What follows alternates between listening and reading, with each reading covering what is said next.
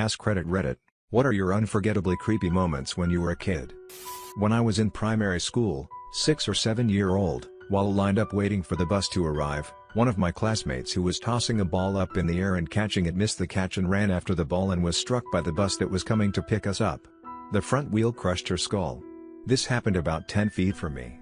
I saw her brain literally pop out of her head. God, that must have ruined the bus driver's life too. She crawled under the bus and held the girl's hand until the paramedics came. What was messed up is that no teachers came by to remove us from the scene until another bus came to take us home. I have no idea what happened to the driver, but I can't even begin to think how she felt. When I was in grade 1, one of my friends was murdered just outside the school in the woods. A week or so later my friends and I were walking through them, like the dumb little shits we were, and found the knife still covered in blood. One of the guys picked it up and took it back to the school. Luckily it was a simple case and the guy was already arrested, or we could have messed up the evidence for the case. But needless to say, that was what put it in my mind that the murder actually happened, and to more careful. I saw what happens to the human body when you are burned alive. Suicide bomber detonated his car on a crowded street, killing several civilians including children. The burned bodies of children curled in fetal positions is probably the worst of a large number of horrible things I've seen humans do to each other. I work at an emergency vet clinic. We see some fucked up things, but you get desensitized after a while. There are some things, however, that stick with you. I was working front desk overnight one night. It was about 3 a.m. and nothing was going on. I see a car fly into the lot. The driver almost drove through our front bay window. An older lady gets out and comes running in, screaming hysterically and holding something wrapped in a towel and dripping blood. She came up to the counter, set it down, and unwrapped it. It was a young kitten cut completely in half. A very clean cut. Absolutely the most disturbing thing I've seen at work. My doctor on staff and I calmed her down as best as we could, and drove her home. The next day we got in touch with her again. Turns out her drunk husband got pissed at her and killed her kitten. He was charged and did time for animal cruelty and assault on his wife. He beat her the same night. TLDR, kitten cut in half. Saw a dead guy pulled out of a creek on my parents' property when I was 16. He flipped his truck while high/drunk and trespassing. He decided to leave when the cops were called on him. He didn't make the turn onto the bridge and it flipped his truck into the creek. He broke his neck upon impact. A bunch of guys tried to get him out, but the mud was suctioning him down.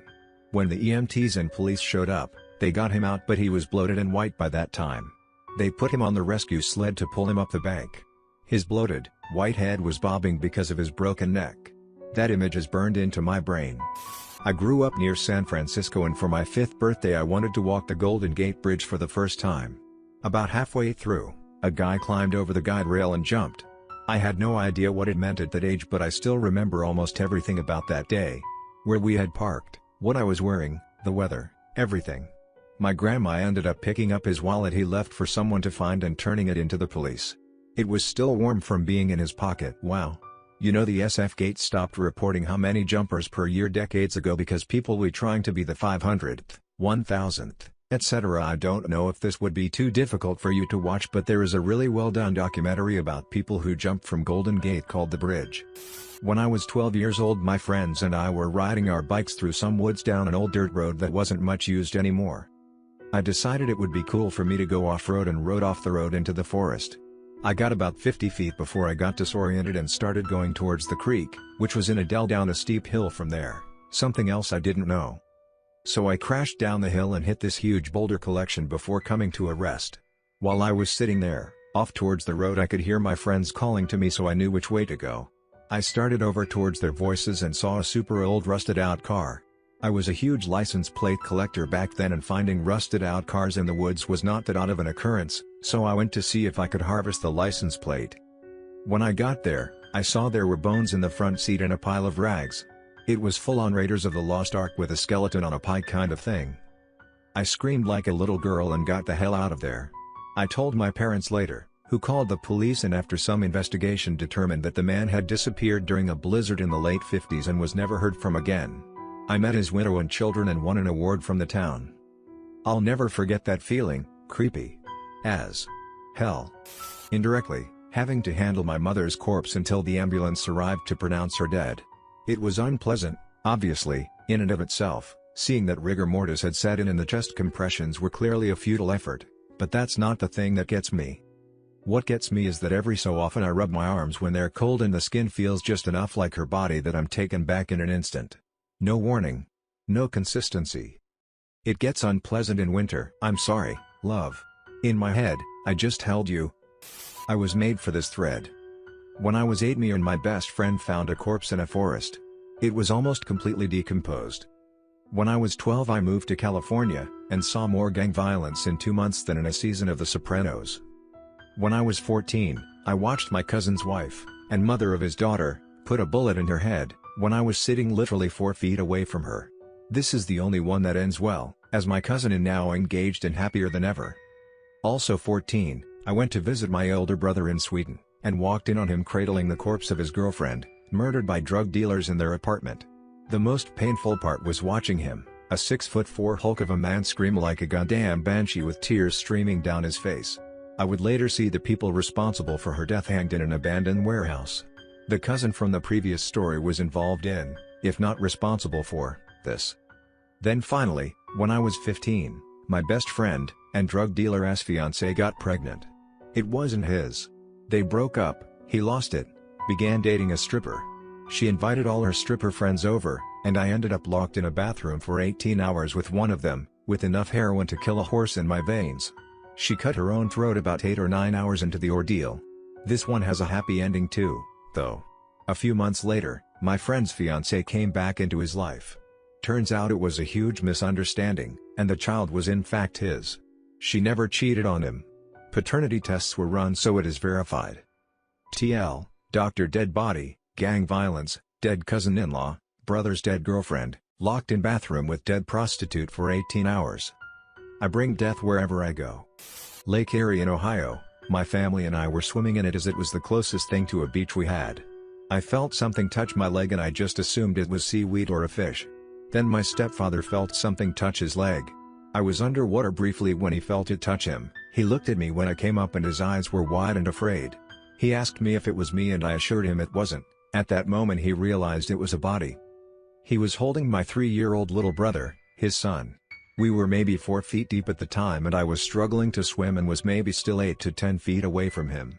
With his right arm he held my little brother and with his left arm he unsubmerged a 7-year-old boy from the darkness of the Great Lakes.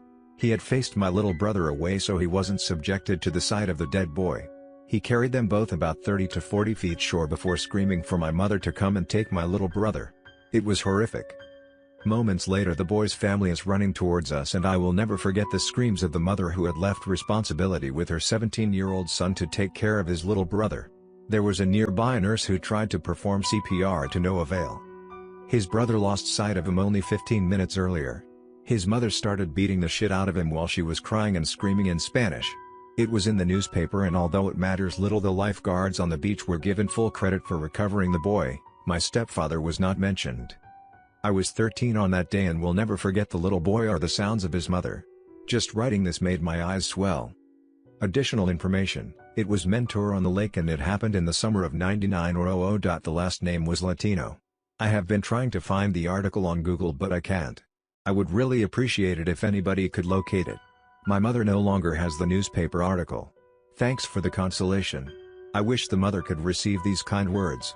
I remember hearing about a lawsuit for the lack of sufficient lifeguards or something if that helps you locate it. I will read some of your kind words to my stepfather. When I was in 5th grade, around a year ago, I was riding the school bus home. I was sitting 2 or 3 seats ahead from an 8th grader. Now I don't even know this kid at all. I've never even talked to him. Anyways, he started shouting hurtful and mean things at me. After about 15 minutes of that, he started throwing wadded up pieces of paper at me that said things like kill yourself or fuck off. After another 10 minutes and around 7 paper wads, I calmly said throw one more paper wad at me. See what happens. Apparently, the kid couldn't take a hint, and threw another wad at me. That broke a vein in my brain, and was filled with bloody rage. I grabbed a Pokemon card tin from my book bag, walked to his seat, and smashed the right side of his head several times. Blood splashed on my face and on the seat while blood was rushing down his face. I looked at my card tin, and it was dented with blood on Palkia's face. Palkia is a Pokemon. Screams erupted from me, the dude I had just assaulted, and the whole rest of the bus. 2 months later, I find out the kid's name is Cody and I had erased the last 18 months of his memory. I was 15 and I was playing in a tennis tournament. It was a typical hot summer. Another player who must have been in his 40s was serving. He tossed the serve up in the air and then collapsed on the hard court. I rushed over to help and started CPR with his friend. We took turns until the ambulance came, which was about 15 minutes, but it seemed like hours. The EMTs took over the CPR and tried to resuscitate him with injections and defibrillators to no avail. They pronounced him dead on the tennis court. I had to continue my match after they moved the body off of the courts. My hands kept shaking, so I forfeited the match and sat under a nearby tree just staring into space. His friend came back to find me near the courts to thank me. He told me about his friend, about his life, and his family. Strangely, that made me feel better. I learned from that day how precious life is and how it can all change in an instant. When I was learning to drive, my father would accompany me. There was a football game in town that the rest of my family was at, but I was not going for some reason.